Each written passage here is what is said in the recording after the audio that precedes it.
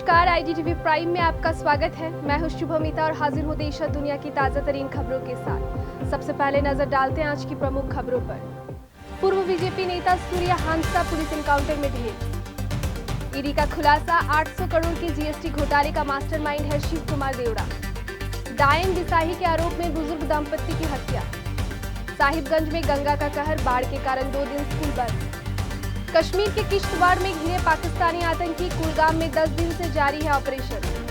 17 साल की नाबालिग ने 19 पुरुषों में फैला HIV, मचा हड़कंप। ट्रंप ने चीन पर रूसी तेल खरीदने पर शुल्क लगाने का नहीं किया फैसला। बॉलीवुड के अन्ना बना युवाओं का प्रेरणा स्रोत। जसप्रीत बुमराह की चोट को लेकर संदीप पाटिल ने उठाए सवाल। शेयर बाजार संभला, सेंसेक्स निफ्टी में मामूली तेजी। अब खबरें विस्तार से। झारखंड के गोड्डा जिले के ललमटिया इलाके के युवा नेता सूर्या हांसदा पुलिस एनकाउंटर में मारा गया है। सोमवार की सुबह उनका एनकाउंटर हुआ। पुलिस ने सूर्या को ललमटिया का टेरर बताते हुए कहा कि हथियार बरामद करने के लिए उसके बताए जगह ले जाया जा रहा था, लेकिन जंगल में सूर्या हांसदा के गुर्गों ने पुलिस पर गोली चलानी शुरू कर दी। इसके बाद सूर्या पुलिस के गिरफ्त से भागने लगा और पुलिस की जवाबी कार्रवाई में मारा गया। बता दें कि सूर्या हांसदा 2019 में बोरियो विधानसभा सीट से बीजेपी के टिकट पर चुनाव लड़ चुका था। इससे पहले वो झारखंड विकास मोर्चा के टिकट पर 2 बार चुनाव लड़ चुका था। पुलिस के अनुसार सूर्या हांसदा को रविवार को गोड्डा पुलिस ने गिरफ्तार किया था। गिरफ्तारी के कारण पुलिस उसे हथियार बरामद करने के लिए ललमटिया के जंगल में ले गई थी, जहां इस तरह की परिस्थिति उत्पन्न हुई और वो मारा गया। पुलिस ने अब तक इस घटना पर कोई आधिकारिक बयान जारी नहीं किया है। मामले की जांच जारी है। सूर्या के शव को पोस्टमार्टम के लिए भेज दिया गया है। इधर सूर्या हांसदा की मौत की खबर फैलते ही इलाके में हड़कंप मच गया है। बड़ी संख्या में ग्रामीण घटनास्थल पर जमा हो गए। पुलिस फिलहाल मौके पर कैंप कर रही है और लोगों से शांति बनाए रखने की अपील की जा रही है। सूर्या हांसदा की राजनीतिक पृष्ठभूमि भी इस घटना को खास बनाती है। वह 2019 के झारखंड विधानसभा चुनाव में बोरियो सीट से भाजपा के टिकट पर चुनाव लड़ चुका था। उस चुनाव में वे दूसरे स्थान पर रहा था। भाजपा ने उस समय अपने वरिष्ठ नेता ताला मरांडी का टिकट काटकर सूर्या हांसदा को उम्मीदवार बनाया था।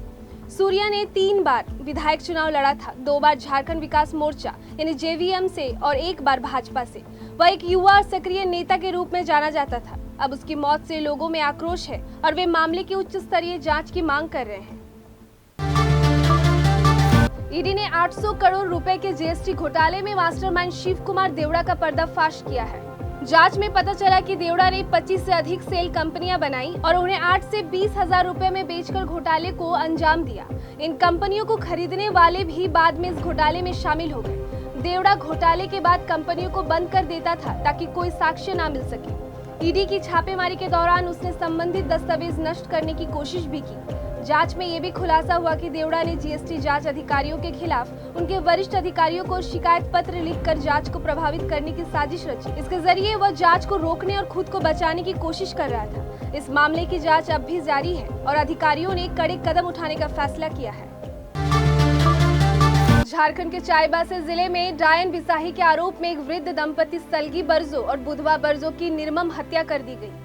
गुदड़ी थाना क्षेत्र के कमार गांव में कुल्हाड़ी और डंडे से वार कर दोनों की हत्या कर दी गई और शवों को कारो नदी में फेंक दिया गया। महिला का शव बरामद कर लिया गया है, जबकि पुरुष का शव अब तक नहीं मिला है। पुलिस ने घटना के बाद विशेष जांच टीम बनाकर 4 आरोपियों को बिरसा बरजो, सेगो बरजो, लोकनाथ बरजो और एक नाबालिग को गिरफ्तार किया है। हत्या में प्रयुक्त कुल्हाड़ी भी बरामद कर ली गई है। तीनों बालिग आरोपियों को न्यायिक हिरासत में और नाबालिग को बाल सुधार गृह भेजा गया है। मामला 9 अगस्त को महिला का शव मिलने के बाद खुला। पुलिस अधीक्षक राकेश रंजन के निर्देश पर जांच में ये साफ हुआ कि दंपति की हत्या अंधविश्वास के चलते की गई थी। झारखंड के साहिबगंज जिले में गंगा नदी का जलस्तर खतरे के निशान को पार कर गया है, जिससे जिले के निचले इलाके जलमग्न हो गए हैं। सोमवार सुबह तक जलस्तर 28.62 मीटर तक पहुंच गया, जो खतरे के निशान 27.25 मीटर से काफी ऊपर है। हालात को देखते हुए प्रशासन ने 11 और 12 अगस्त तक सभी बाढ़ प्रभावित इलाकों के स्कूल बंद कर दिए हैं। साहिबगंज नगर परिषद के 28 में से 11 वार्ड बाढ़ की चपेट में है, जहां लगभग 1600 घरों के करीब 8000 लोग प्रभावित हुए हैं। कई स्कूलों और घरों में पानी घुस चुका है, जिससे जनजीवन अस्त व्यस्त हो गया है। हर साल सावन भादों में नेपाल से छोड़े गए पानी के कारण गंगा में उफान आता है। प्रशासन ने लोगों से सुरक्षित स्थानों पर रहने और सतर्क रहने की अपील की है। अब बढ़ते हैं राष्ट्रीय खबरों की ओर। जम्मू कश्मीर में आतंकवाद के खिलाफ सुरक्षा बलों का अभियान जारी है।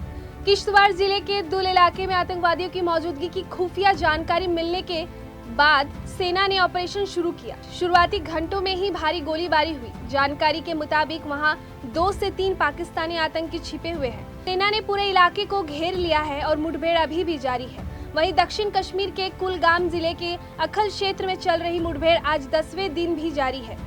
यह घाटी के सबसे लंबे आतंकवादी रोधी अभियानों में से एक बन चुकी है।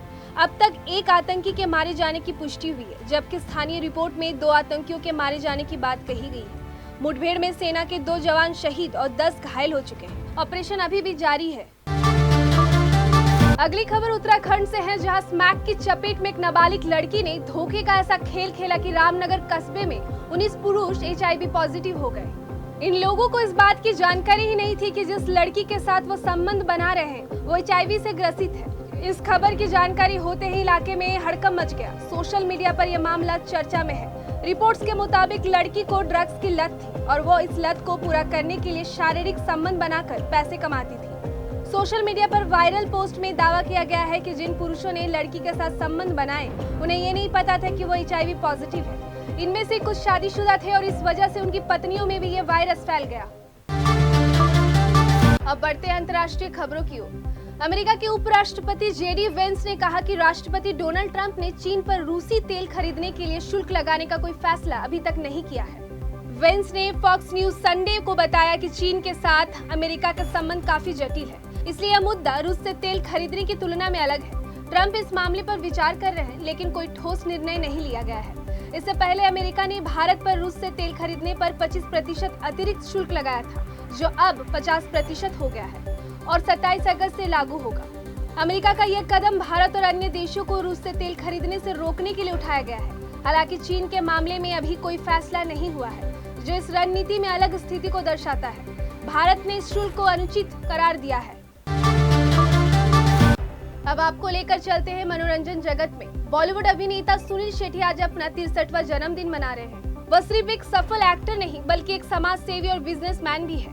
बलवान, धड़कन, मैं हूं ना जैसी फिल्मों से पहचान बनाने वाले सुनील अब कई क्षेत्रों में सक्रिय हैं। समाज सेवा में उनकी अहम भूमिका रही है। वे विप्लव फाउंडेशन से जुड़े हैं और 2008 में 128 नेपाली महिलाओं को यौन तस्करी से बचाने में मदद कर चुके हैं।